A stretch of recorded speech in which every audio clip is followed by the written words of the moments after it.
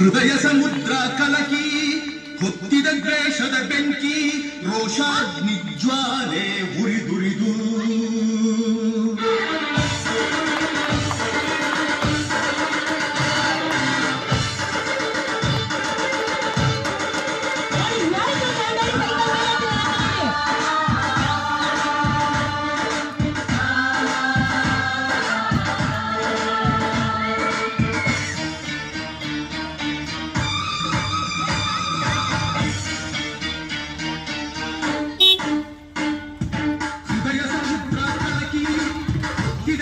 Hey Vijay.